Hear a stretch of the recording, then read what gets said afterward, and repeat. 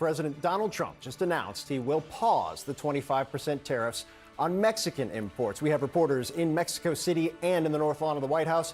Let's go straight to CNN's Valeria Leon in Mexico City for the latest. Valeria, midnight was the deadline here where tariffs were supposed to be implemented. They're not now. Why? So in a surprising shift, tariffs on Mexican goods are now on pause after President Sheinbaum and President Trump reached an agreement. So rather than presenting today Mexico's response to the Trump administration tariffs, President Sheinbaum confirmed that she had a conversation with President Trump this morning, what she described as a long call of 45 minutes to talk about immigration issues and the interest that both countries have in reducing fentanyl consumption. Both governments reached an agreement to secure the border. Mexico has agreed on deploying National Guards to the Mexico-U.S. border, and the Mexican president said that she asked Trump to cancel tariffs on Mexican products, which Sheinbaum said that Trump agreed to. Mexico's economy minister, Marcelo Ebrard, will be in charge of this negotiation with U.S. government officials. Let's put the tariffs on pause forever. That's what Mexico's president suggested to Trump this morning, but they agreed to pause tariffs for 1 month. Part of the agreement, she explained, has to do with the U.S. government committing to reducing the traffic arms into Mexico. Valeria Leon, thanks so much. I want to turn to CNN's Kevin Liptak, who joins me now from the North Lawn at the White House. Kevin, there was also a call with Canadian Prime Minister Justin Trudeau this morning. We haven't heard of any pause there, but there is supposed to be another one this afternoon. Is this just a bilateral Mexico-U.S. thing, or do we expect another pause also applying to the Canadians? Yeah, at this point, this only applies to Mexico. And I'll tell you, after that phone call with Justin Trudeau, officials I talked to on the Canadian side were not all that optimistic about a last-minute reprise from these tariffs. But of course, they have scheduled up this follow-up conversation at 3 p.m. Eastern time. And it remains to be seen whether Trump will extend the same 1 month pause on those 25% tariffs on Canada as he did on Mexico. One thing that we've heard from officials this morning is that the negotiations with the Mexicans that occurred throughout the weekend were going much better than the conversations were going with the Canadians. We heard that from Kevin Hassett, one of the top economists here at the White House earlier this morning. Now, I think the big question is whether or not this is a huge surprise. We did hear from Donald Trump just last night that he didn't expect anything dramatic to come out of these telephone calls. But on the other hand, look at those numbers on the screen. The stock market, at one point, the Dow Jones Industrial Average was down almost 600 points this morning.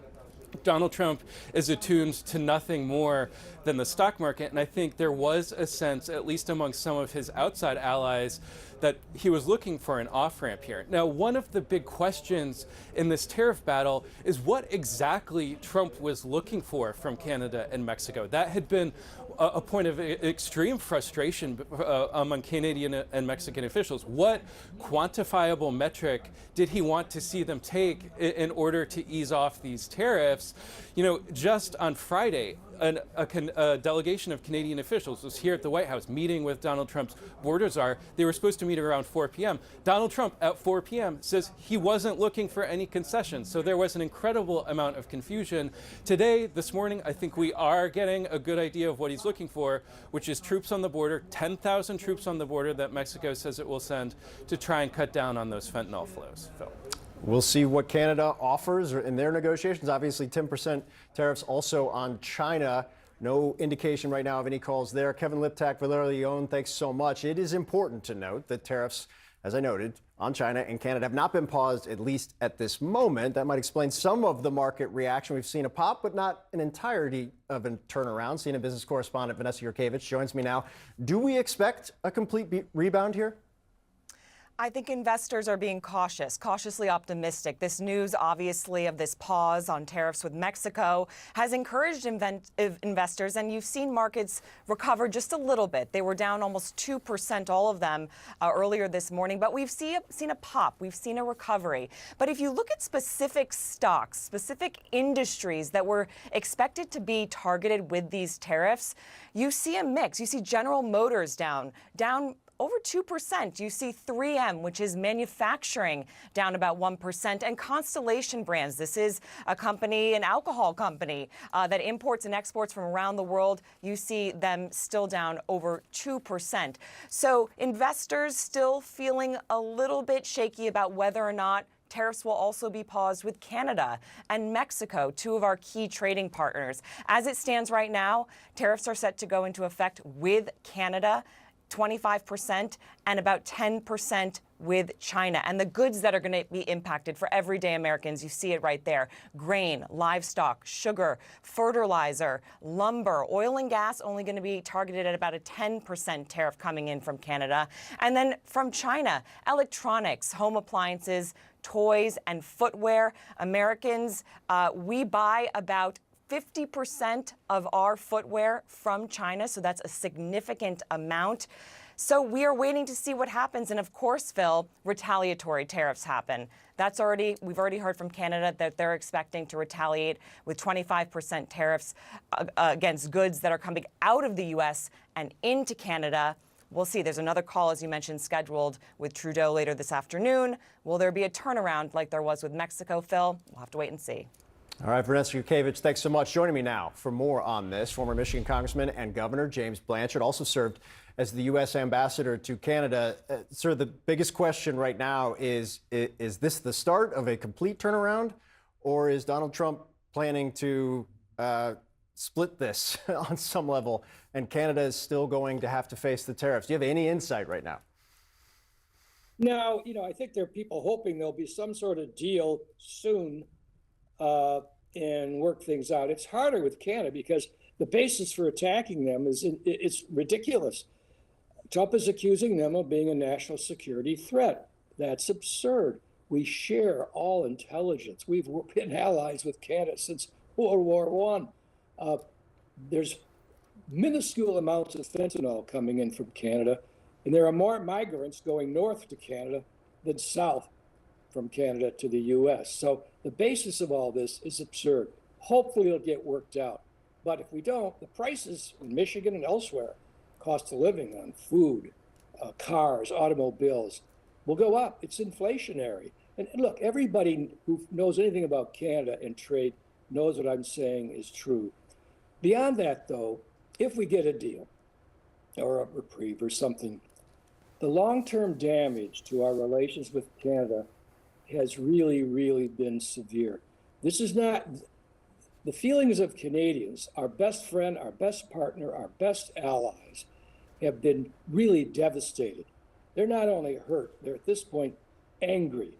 It's going to take a lot of time, many months, maybe years, to repair the damage to our partnership with our trusted ally, Canada. And everyone in Canada watching this knows what I say is true.